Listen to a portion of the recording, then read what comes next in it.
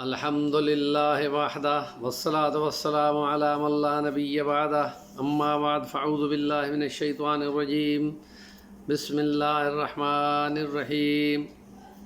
لقد كان لكم في رسول الله أسوة حسنة وقال الله تعالى في مقام آخر وما أرسلناك إلا رحمة للعالمين وقال الله تعالى في مقام أخرى سورة الشورى الله لطيف بعباده يرزق من يشاء وهو القوي العزيز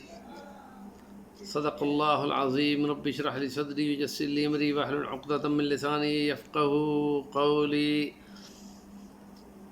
سیرت طیبہ ربیع الاول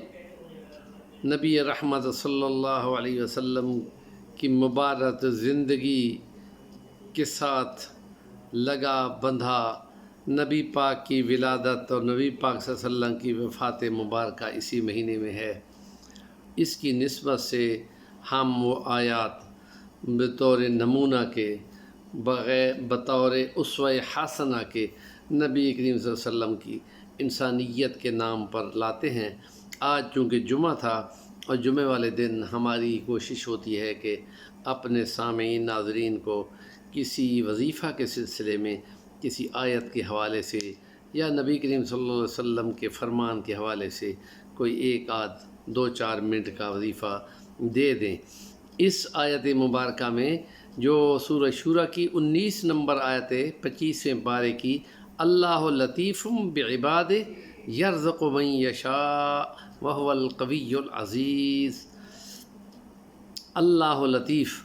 اللہ تعالیٰ خود باریک بین ہے، بہت نیچے جا کر خوب ہر چیز کے ذرے ذرے کے احوال جان کر وہ جو فیصلے کرتا ہے۔ قرآن مجید کی اگر آپ اس کو سرچ انجن کے ذریعے سے چیک کریں تو 7 جگہ پر قرآن میں اللہ لطیف خبیر آتا ہے، اور ایک میں ہے وہ لطیف لما یشاء، جس کے لیے چاہتا ہے وہ باریک بینی کرتا ہے۔ اور اس آیت میں تو یہ ہے کہ اللہ لطیف بعباد،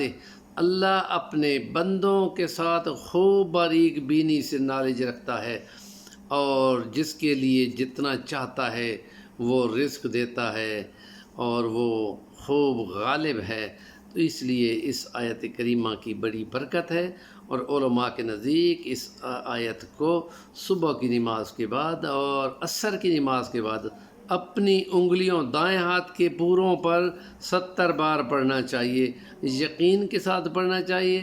ایک بار اول آخر درود شریف پڑھ کر بسم اللہ کے ساتھ اس کو پڑھنا چاہیے۔ اس کی برکت سے اللہ پاک یقیناً روزی اور رزق کو کشادہ کریں گے، اور اپنی خصوصی برکت کے ذریعے سے اور باریک بینی کے ذریعے سے اس کو رزق کے خزانے کھول دے گا۔ اور مسلمان کے لیے یہ ہے کہ وہ جب بھی گھر میں آئے، یہ نبی کریم صلی اللہ علیہ وسلم کا اسوہ ہے، نمونہ ہے کہ جب بھی گھر میں داخل ہو تو گھر والوں پہ سلام کرو۔ تو سلام کے لیے یہ ہے کہ جو مختصر درود ہے وہ پڑھیں، سورۃ اخلاص پڑھیں، اور آواز کے ساتھ السلام علیکم ورحمۃ اللہ وبرکاتہ کہیں۔ بے شک گھر میں کوئی بھی نہ ہو تو فرشتے جواب دیں گے، اس سے بھی برکت کے خزانے کھلتے ہیں۔ امید ہے کہ آپ اس پہ عمل کریں گے۔ وظائف سن کر اس پر عمل کرنا چاہیے، اور یہ کم سے کم وظیفہ جو ہے یہاں جو دیکھا جاتا ہے کہ 7 دن کا ہے یا 21 دن کا ہے یا 4 مہینوں کا ہے یا چلے کے لیے بھی کہا جاتا ہے۔ تو ہمارا معمول یہ ہے کہ آپ اس کو 41 دن تک اس کو مکمل کریں، اور پھر اس کی برکت دیکھیں، اور کوشش کریں کہ حرام کی روزی، رشوت کی، ذخیرہ اندوزی کی، ملاوٹ کی، جھوٹی قسم کھانے کی، یہ وہ کام ہے جن پر نبی پاک نے لعنت کی ہے۔ جب آپ اللہ کے نبی پہ اترنے والے کلام کے ذریعے سے اسی نبی کے ہاتھ سے وہ نبی پاک کی زبان سے لعنت لینے والے بنیں گے تو پھر برکت کا نام نشان ہی نہ لیں، کوئی بات ہی نہ کریں۔